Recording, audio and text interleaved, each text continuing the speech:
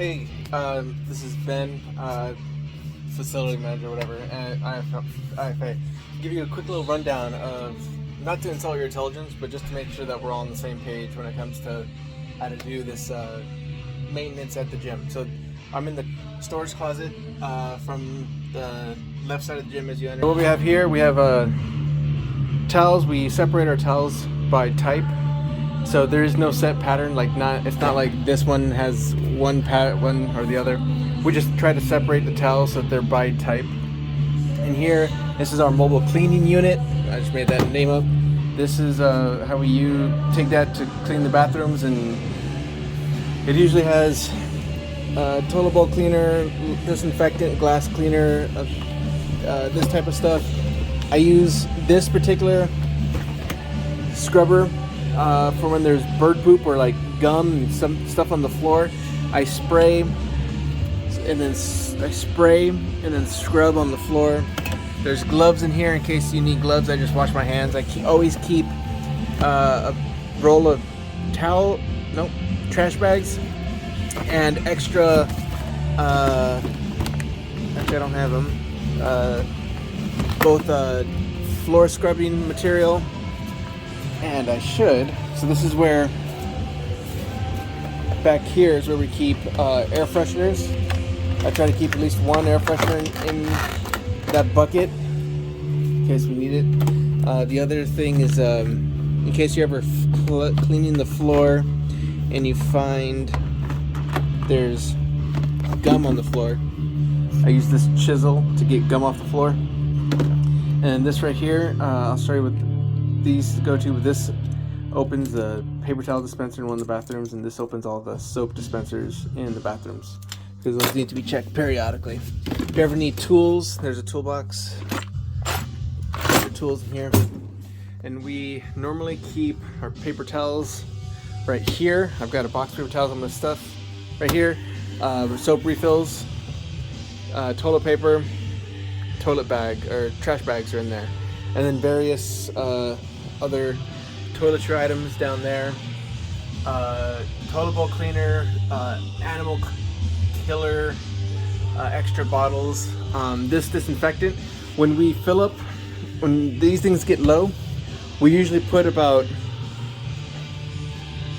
8 ounces, between 5 and 8 ounces at most of this stuff, and then we fill the rest up with water. So we put this stuff in here. So I open that up, take that up, put this guy in there, pour that stuff in here. Can't go wrong with 8 ounces or 160 milliliters, and fill the rest with water to dilute it to the appropriate strength. Otherwise, it's gonna burn people's flesh. The white rags to fill the left side are right here. The gray towels right here. And that is the storage closet. If you ever need anything else, the ladder right here. We have various storage up there. I usually climb the ladder to get to this ladder and climb up there. And then there's a bunch of extra stuff that we don't really need in here, but it's good to have, and just in case. Extra mop handles, extra mop, brush if we ever need anything. For example, there's spray paint back here in case we ever need to spray paint the lines outside or on the turf. Down here is a drill, various bolts and nuts and screws in case we ever need anything, and then party supplies, heavy duty duct tape. That's a basic rundown of the storage closet. Okay, midweek group side cleaning. It's really easy. You don't have to move any of the equipment. It's on the rowers can stay there, squat racks can stay there, all that stuff can stay there. And if the bikes are still back there, they can stay there. The benches can stay there. Now, when we're cleaning the floors, like on a Wednesday, before a class, we just move everything off the floors onto the turf. Blow everything with that blower. I like to blow everything from this direction into that corner.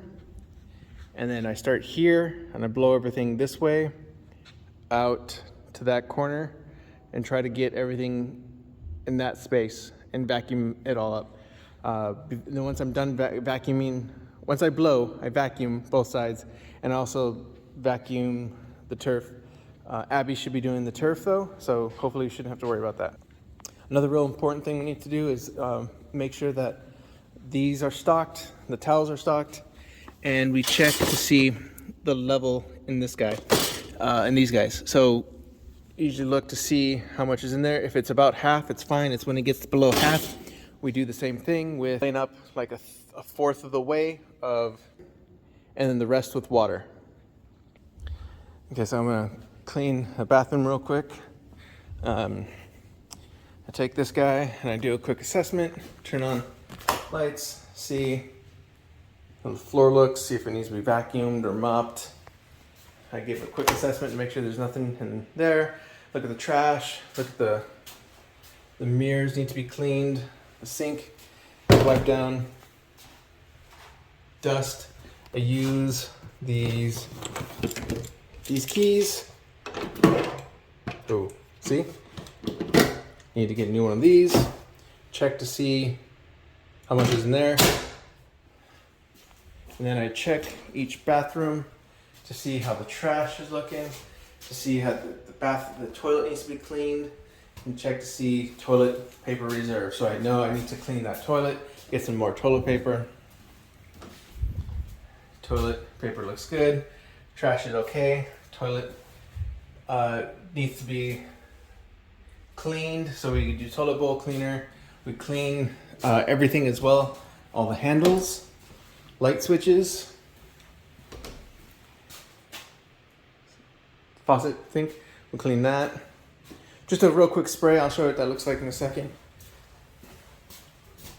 And then we check to make sure that the water is off and there's no mold growing. We spray all that down. I'll show you what that looks like in a quick second. So I'm gonna spray glass cleaner. This is not to insult your intelligence. This is to show you how I do it, and then you can do it however you see fit to get the job done. I'm not gonna micromanage how you do it. I'm just letting you know what we do. And then we also, bunch of spider webs up here. Dust that off, dust, clean that off. So now that I'm done with, that's a bad camera angle. So I'm in the lobby. So this is basically the rundown what it looks like when we're cleaning the lobby. Points of area that needs to be cleaned. These things, water fountains. We get some spray, some towels, and wipe them all down. Wipe all the areas that people touch. Sometimes people fill their protein shakes or whatever, and so there's junk in here and there's spit. You can't really see, but we spray this down. We get it, see right there, can you tell? We spray these down and make sure that they're clean. We sometimes use glass cleaner if there's like a bunch of smudges. Right now it doesn't look too bad because it's just the way the sun is, but if there's like finger smudges or face smudges, we can use glass cleaner, wipe that down. We will wipe down everything that people touch. So we'll spray with the handle, with the rag, and we'll get disinfectant on the rag. Just clean door handles, light switches for both sides, and the front door. So this front door could be cleaned. You can't really see it. Let's see. So the windows are, so imagine cleaning the windows. So we also like to dust this right here because this is the first thing people see. We also vacuum in here, so we get the vacuum on either side and we vacuum the floor as well as this turf because you can see it needs to be vacuumed. Another thing we do is we just think about how things look, so probably need to just move stuff like that so it looks nice, stocking, etc. We also look at what's going on with the retail stuff, so we just make sure that there's oh no, this is dead. Okay. Well, we make sure that these guys are stocked. So we look, or we're missing a couple, and the material or all the retail is down here. So we just kind of fish it out and put it up there. And I only clean the floor in here like once a quarter. That's usually good enough because there's not too much damage in here. One other thing that we keep an eye out for is if we're cleaning and we look for, here's a great example. There's a bunch of spider webs here. There's a little spider. Like to get a rag or a vacuum and just clean that stuff up. Occasionally we'll look to see how dirty these are, and if we need to get a vacuum in here and clean up get the suction part and actually clean up all the sides where all the debris is. That also makes things, spruces up stuff. Cleaning the sink, I spray a little bit of that. The other thing I like to do is either spray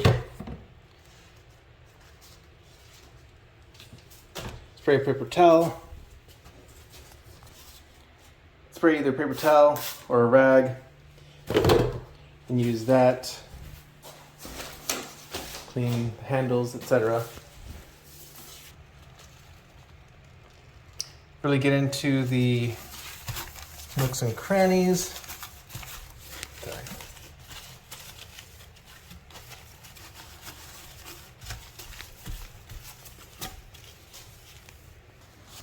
Yeah, not insulting intelligence, just talking about expectations. This stuff is caustic, so have caution. Ooh. And then we wipe that down, scrub that up, wipe all the parts. I've been doing this for a while, so I wash my hands afterwards. I'm not worried about using the glove anymore.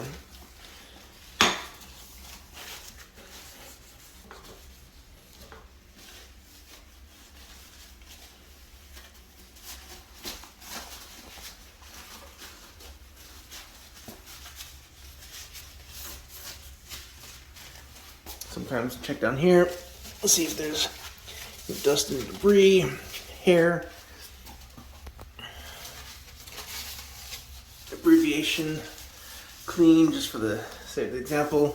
We then get this guy,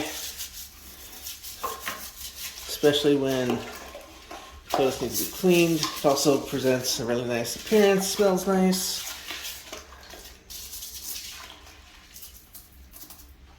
I don't know how you clean toilets, but that's how I start doing it. Shower, I like to spray that down, wipe it a little bit, run some water over it. And I think finally, this is one of the first things, I use the trash bag and I empty the trash from there into here. I'll show you. About once every other week, I replace this bag, but I don't want to all the time. That way I get the recycle bags, and then I use the rest, this for the other side of the bathroom, the other trash, and fill this bag up as much as possible. And then the last thing is, this is how we do this. You take the cap off, there's a cap right here, and you get slid in. So there's a little knob, that lip goes in between the knob.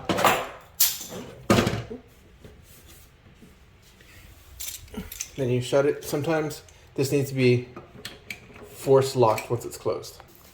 And right here is where we keep a bunch of supplies. I like to keep this stocked. I just got new toilet paper and paper towels, so I usually fill this thing up with paper towels and toilet paper. That way those are filled. And then I'm inside. Two more things. The trash that I collected from the bathroom and this right here, I usually do the same thing. I check the trash, see if there's enough, put it in there. The secret here, I know it's kind of crappy, but we don't really have recycling. So the recycling is just another trash receptacle. So this trash, that recycling, and bathroom trash all end up in the dumpster outside.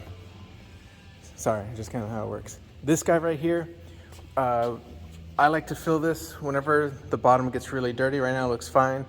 You see those little those little pedestals right there, I usually fill it to that line and put 2 quick splashes. Not a lot, same dilution, 2 quick splashes of that stuff in there. I usually fill it when after I've cleaned with that guy, with the hose outside. I'll show you how that looks like.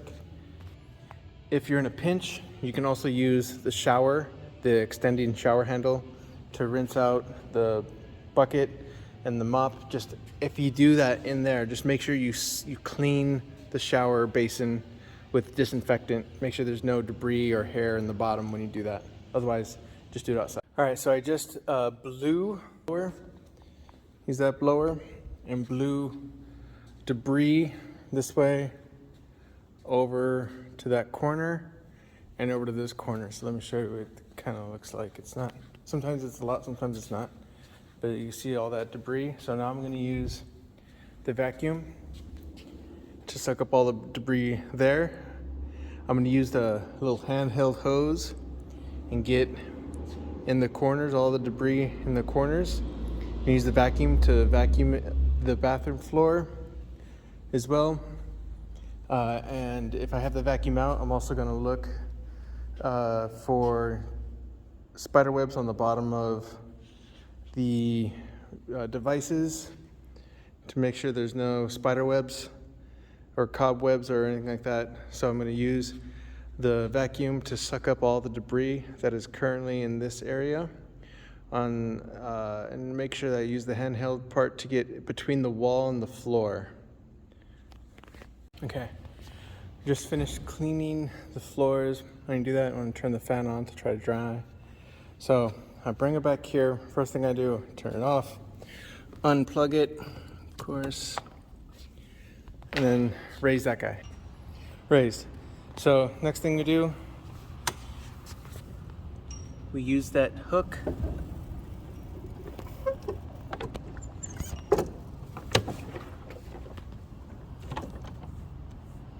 to bite. So we lift up this. Over here in this window, I keep a stash of this juice. I fill that guy, put that right there, and then I roll this sucker carefully outside. This is the hardest part, I think, navigating the stupid hose. So let's see how this works.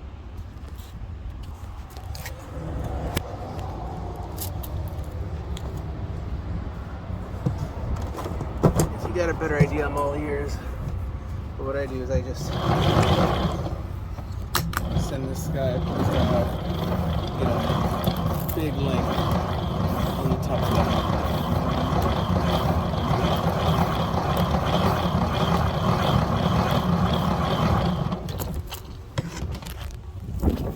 Get a bunch there. Okay, now I got those here. Take off the top, set it in.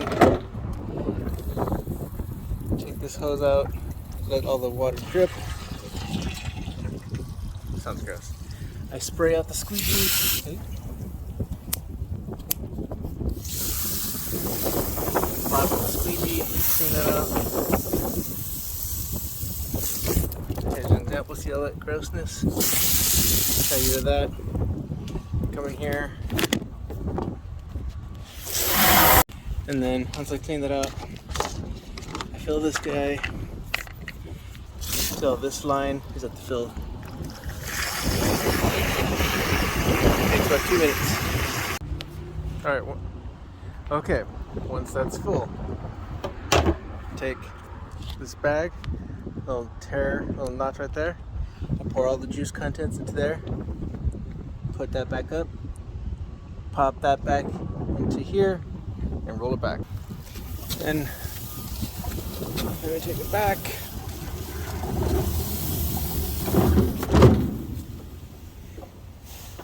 And it typically hangs out right there. Next thing we do, we roll up this cord. There's electrical cable. Let me show you how I like to do it. I like to do it a certain way so that it's easier to unravel. Trust me, it'll make sense. I'm a musician, so I do a lot of cord wrapping. So I take it and I pinch together, and then I reach underneath and I wrap under. So pinch it together overhand, grab underneath. So it's my left hand, my right hand, I grab a length, pinch it, and I just bring it straight to the top. Then underneath, then the second one, I come underneath and I grab underhand, and then I bring underhand to the top of the rope. Pinch and roll, pinch and tuck, pinch and roll, pinch and tuck. I know it seems particular, but when you're unraveling, like if you just like go around your wrist, this will get tied up in knots. And the most annoying part of this job is dealing with an extension cord. When it gets caught underneath the turf, or if it gets caught, ties itself into a knot, it's the most annoying part of this job. So it's almost done. Over, under, and then I set it right here.